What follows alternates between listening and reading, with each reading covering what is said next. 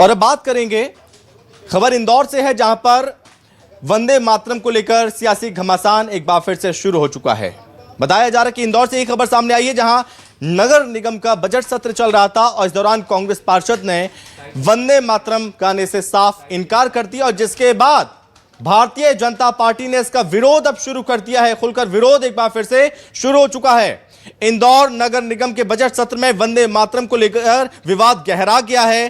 दरअसल कांग्रेस पार्षद फौजिया शेख अलीम ने कहा कि वंदे मातरम गाना कंपलसरी अनिवार्य नहीं है, जिसके बाद बीजेपी पार्षदों ने नारेबाजी शुरू कर दी और हंगामे के बीच सभापति ने उन्हें एक दिन के लिए सदन से बाहर कर दिया। वहीं महापौर पुष्यमित्र भार्गव ने कहा कि राष्ट्र सर्वोपरि है, वंदे मातरम का अपमान स्वीकार्य नहीं होगा। विवाद बढ़ा और विवाद बढ़ने पर कांग्रेस नेता चिंटू चौकसी ने इसे व्यक्तिगत बयान बताते हुए पार्टी से दूरी बना ली है। तो यानी एक बार फिर से वंदे मातरम को लेकर सियासी घमासान फिर से तेज हो गया है, और यह घमासान इंदौर में नगर निगम बजट सत्र के दौरान जब चर्चा हो रही थी, इसी दौरान देखने को मिला जब कांग्रेस पार्षद फौजिया शेख ने वंदे मातरम गाने से इनकार कर दिया और कहा कि यह कोई अनिवार्य नहीं है।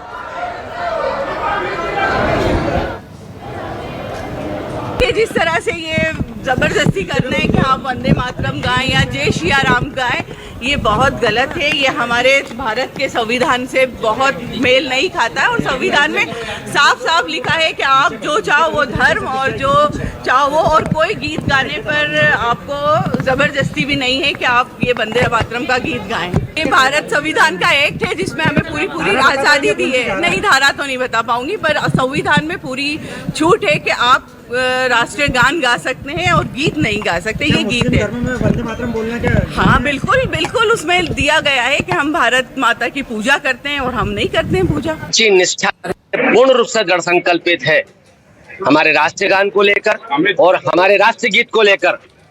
ये किसी सदस्य की व्यक्तिगत राय हो सकती है। कांग्रेस पार्टी के लिए सबसे सर्वोच्च स्तर पर है वंदे मातरम और जनगण मन। कांग्रेस पार्टी के खून में कतरे कतरे में वंदे मातरम और जनगण मन समायोजित है, समाहित है, हमारे मन में है। ये सब निर्णय प्रदेश कांग्रेस को लेना है ना। आप जानकारी देंगे? जी, मैं दे चुका हूँ। मैं प्रदेश अध्यक्ष जी को पूरी जानकारी दे चुका हूँ सारे मामले की, और जो निर्णय लेना है वो पार्टी को लेना है। इतने सालों के बाद भी गुलामी की मानसिकता के लोग इस देश में वंदे मातरम का विरोध करते हैं। रेहाना तैयबी भी एक मुसलमान महिला थी जिसने वंदे मातरम गाया। भारत की आजादी के पहले कई मुसलमानों ने देश की आजादी नव चेतना के इस गीत को गाया। और पहले तो समय पे नहीं आना जब वंदे मातरम होता है, तब उसका अपमान करना, और फिर बीच में सदन में प्रश्न पूछकर, क्योंकि जब उनको समय दिया था सबसे पहला ही प्रश्न उनका था, पर वो केवल इसलिए नहीं आई पहले प्रश्न पर कि उनको वंदे मातरम गाना पड़ता। फिर बीच में सदन को डिस्टर्ब किया कि मेरा प्रश्न या मैं अपनी बात रखना चाहती हूँ। जब बाकी लोगों ने विरोध किया तो वंदे मातरम गीत गाना या नहीं गाना किसी का व्यक्तिगत विषय हो सकता है, लेकिन उसका अपमान करना यह दुर्भाग्यपूर्ण है।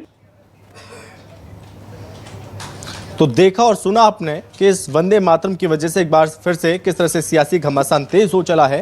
गुलामी की मानसिकता बताया जा रहा है बीजेपी की ओर से। हेमंत शर्मा हमारे साथ जुड़ रहे हैं इस पर ज्यादा जानकारी के साथ। तो हेमंत, तो पुष्यमित्र भार्गव ने तो गुलामी की मानसिकता बता दिया, लेकिन कांग्रेस बार बार कह रही है आखिर क्यों बार बार हमें यह सिद्ध करने की जरूरत होती है कि हम वीर और इस देश के ही सिपाही हैं, सच्चे देशभक्त, हमें यह साबित करने की जरूरत क्यों पड़ती है?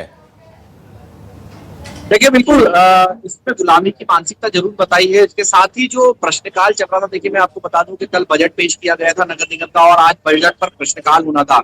सुबह 11 बजे से बजट सत्र जो है वो शुरू होना था, लेकिन यहाँ पर फौजिया शेख अलीम जो है कांग्रेस की पार्षद है, उसके साथ ही एक और पार्षद है। दोनों ही पार्षद जो है मुस्लिम है और दोनों देरी से पहुंची थी। इसके बाद में यहाँ पर जब प्रश्नकाल चल रहा था उसी दौरान उन्होंने वो प्रश्न उठा लिया जो कि वंदे मातरम के समय हुआ था।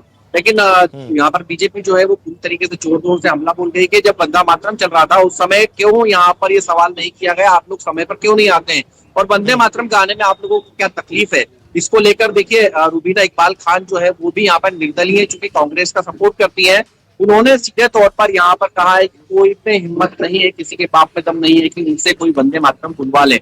देखिए यहाँ पर वंदे मातरम तो नहीं गाया, लेकिन यहाँ पर बीजेपी ने सीधे तौर पर यह आरोप लगाया कि वंदे मातरम का यहाँ पर अपमान किया गया है। गाने के अगर आपको नहीं गाना था तो आप खड़े रहते, लेकिन अपमान आपको नहीं करना था।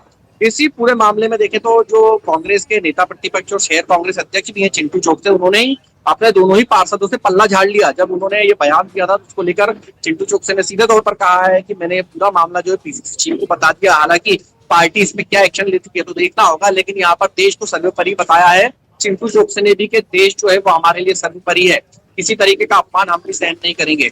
तो सीधे तौर पर दोनों ही पार्षदों से पल्ला झाड़ लिया। दूसरी ओर तीसरी जो शहर अध्यक्ष हैं चिंटू चौकसे ने पल्ला झाड़ा। इस पर सवाल जब रूबीना इकबाल खान से किया गया तो उन्होंने दो टूक कहा कि भाड़ में जाए कांग्रेस, यानी कि वो अपमान करती रहेंगी। अगर कांग्रेस उसका समर्थन भी करती है तो ये पार्टी से दूरी बना लेते हैं।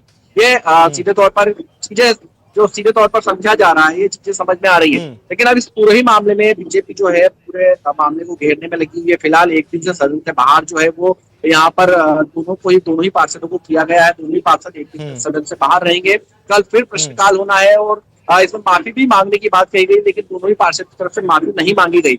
जो फौजिया शेख अली ने उन्होंने कहा है कि सुप्रीम कोर्ट के जो निर्देश है उसके अंदर ये लिखा हुआ है कि राष्ट्रगीत जिसकी इच्छा हो गाए, अगर नहीं गाते हैं तो कोई समस्या नहीं है। लेकिन यहाँ पर बीजेपी सीधे तौर पर ये कह रही है अगर आपको नहीं गाना था तो आपको वंदे मातरम का अपमान नहीं करना था, आपने वंदे मातरम का अपमान किया है। जी, यानी कि इस पर जानबूझकर सियासत करने की भी कोशिश लगातार की जा रही है। फिलहाल हेमंत, आप हमारे साथ लगातार बने रहिए, एक बार फिर मैं आपके पास लौटूंगा।